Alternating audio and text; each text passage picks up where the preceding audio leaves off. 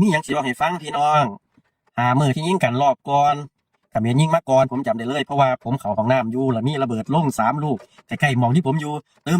มๆๆแล้วทหารไทยสวนทันทีสวนแบบจัดหนักจัดเต็มเฮากำลังได้เปรียบแบบสุดๆเลย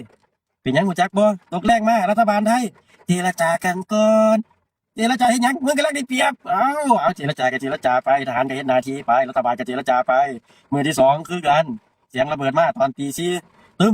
มอีกแล้วเขาก็ตอบโต้คันเด็ดขาดตกแรงมากรัฐบาลเขาไปอีกแล้วไปเราไปมาเลเซียไปเจรจากันเถอะเจรจาอีกแล้วเจรจาจะกันได้เนี่ยมือที่สาม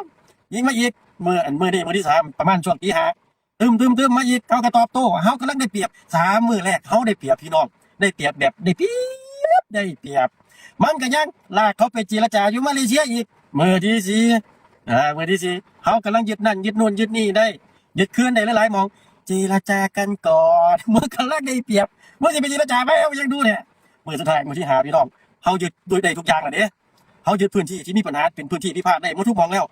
เอาอย่างนี้ไหมเรามาหยุดยิงกัน6 ทุ่มโอ้ยแม่เอ้ยกำลังได้เปรียบทุกอย่างเจรจาหยุดยิงรัฐบาลไปเจรจาหยุดยิง6 ทุ่มโอ้ยจักผู้ใดขายชาติเนาะจักผู้ใดไม่อยากบอกคำนี้เลย